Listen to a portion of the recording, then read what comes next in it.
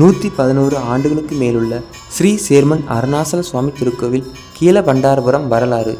திருநெல்வேலி மாவட்டம் இட்டமொழி அருகில் அழகப்பபுரம் என்ற ஊரில் ராமசாமி நாடார் நாச்சியார் அம்மாள் வாழ்ந்து வந்தார்கள். ராமசாமி நாடாருக்கு பாக்கியம் என்ற பெயரில் தங்கை உண்டு. ராமசாமி நாடார் தனது தங்கை பாக்கியத்தை பக்கத்து ஊர் கீழபண்டாரபுரத்தை சேர்ந்த வேலாயுதம் நாடாருக்கு திருமணம் செய்து வைத்தார். வேலாயுதம் பாக்கியம் அம்மாள் அவர்களுக்கு திருமணமாகி சில ஆண்டுகளாக குழந்தைகள் இல்லை. குழந்தையில்லா காரணத்தால் அவர்கள் மனவேதனையில் இருந்தனர். அக்கம்பக்கத்தினர் குடும்பத்தில் சிலர் குறை சொல்லி பேச ஆரம்பித்தனர். அவர்கள் ஊர் அம்மன் கோவில் கொடை விழா வந்தது. உடனே அவர்கள் கோவிலுக்கு சென்று சுவாமியிடம் அருள்வாக்கு கேட்டனர். அதற்கு சுவாமிகள், நாங்கள் மலைக்கு செல்லப் போகிறோம். உன் குடும்பத்தை வாழ வைக்க வடக்கே ஒரு புதிதாக மனித தெய்வம் அவதரித்துள்ளது. இந்த கலியுகத்தில் தன்னை நம்பி வரக்கூடிய மக்களின் கர்ம வினைகளை தீர்த்து வாழ வைக்கக்கூடிய தெய்வம். நீங்கள் அங்கு சென்று வழிபடுங்கள் என்று சுவாமிகள் சொன்னார். சுவாமிகள் சொன்னபடியே அவர்கள் வடக்கே புதிதாக அவதரித்த மனித தெய்வத்தை தேட ஆரம்பித்தனர். அந்த தெய்வம் ஏரல் சேர்மன் அருணாசல சுவாமிகள் தான் என்று அவர்கள் கண்டுபிடித்தனர். அப்போது ஏரல் சேர்மன் அருணாசல சுவாமி திருக்கோவில் வந்து 7 வருடங்கள் தான் ஆனது. உடனே அவர்கள் குடும்பத்துடன் ஏரல் சேர்மன் அருணாசல சுவாமி திருக்கோவிலுக்கு சென்று சேர்மன் அருணாசல சுவாமியின் சமாதியை சுற்றி வணங்கி வழிபட்டு வந்தனர். பின்பு சுவாமிகள் அவர்களுக்கு காட்சி தந்து, எனது பிடிமண்ணை எடுத்து வணங்கி வழிபட்டு வா, உனக்கு நான் படியளப்பேன், உன் குடும்பத்தை நான் வாழையடி வாழையாக வாழ வைப்பேன் என்று சுவாமிகள் சொன்னார். சுவாமிகள் சொன்னபடியே அவர்கள் சுவாமியின் பிடிமண்ணை எடுத்து தங்கள் ஊரான கீழபண்டாரபுரத்தில் வைத்து சிறிய மண்கோவில் ஒன்று கட்டி அதில் சுவாமியை முகத்தோற்றத்தில் வைத்து பூஜித்து வணங்கி வழிபட்டு வந்தனர். அவர்கள் சேர்மன் சுவாமியை வணங்கி வழிபட்டு 2 வருடங்கள் ஆகியும் அவர்களுக்கு குழந்தை இல்லை. அக்கம் பக்கத்தினர் குடும்பத்தில் உள்ளவர்கள் குறை சொல்லி பேச ஆரம்பித்தனர். ஆனால் வேலாயுதம் பாக்கியம் அம்மாளுக்கு சேர்மன் சுவாமியின் மேல் இருந்த நம்பிக்கை ஒருபோதும் குறையவில்லை. அவர்கள் தினமும் சேர்மன் சுவாமியை பூஜித்து வழிபட்டு வணங்கி வந்தனர். 3 வருடங்கள் ஆகியது. வேலாயுதம் பாக்கியம் அம்மாள் அவர்கள் தாயானார்கள். அனைவரும் ஆச்சரியத்தில் வியந்தனர். 10 மாதங்கள் கழித்து அவர்களுக்கு அழகிய ஆண் குழந்தை பிறந்தது. அக்குழந்தைக்கு சிதம்பரம் என்று பெயர் வைத்து அனைவரும் மகிழ்ச்சி அடைந்தனர்.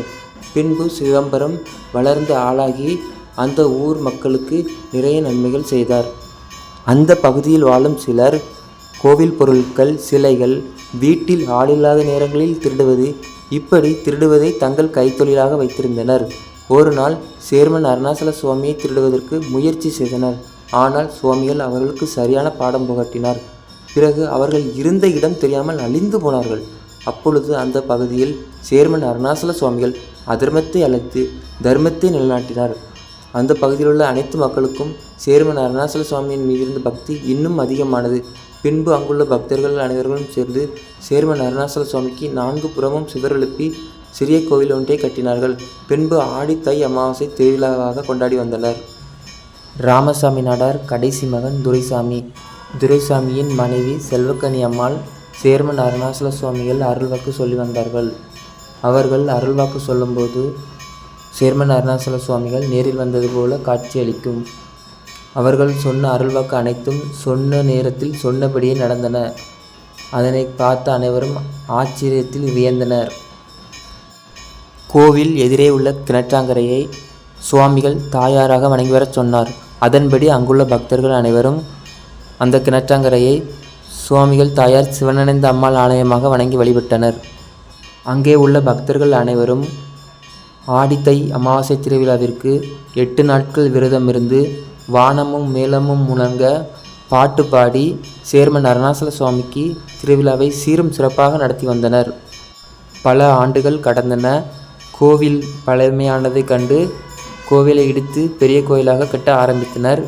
2022ஆம் ஆண்டு கோவிலானது கட்டப்பட்டு சுவாமிக்கு திருவுருவ சிலை வைத்து அஷ்டபந்தன மகா கும்பாபிஷேக விழாவானது சீரும் சிறப்பாக நடைபெற்றது.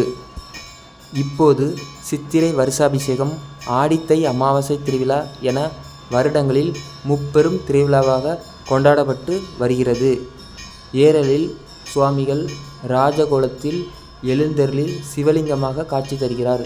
கீழபண்டாரபுரத்தில் சுவாமிகள் ராஜகோலத்தில் எழுந்தருளி முகத்தோட்டத்தில் காட்சி தருகிறார். சேர்மன் அருணாசல சுவாமிகள் தன்னை நம்பி வரக்கூடிய மக்களின் கஷ்டங்களை தீர்த்து வேண்டிய வரங்களை அளித்து வீட்டில் ஒருவராக இருந்து நல்வழிப்படுத்தி செல்வ செழிப்புடன் வாழ வைத்து வருகிறார். இந்த திருக்கோவில் திருநெல்வேலி மாவட்டம் இட்டமொழி அருகில் கீழபண்டாரபுரம் என்ற ஊரில் சேர்மன் அருணாசல சுவாமி திருக்கோவில் அமைந்துள்ளது. அனைவரும் வருக, சேர்மன் அருணாசல சுவாமிகள் அருள் பெறுக.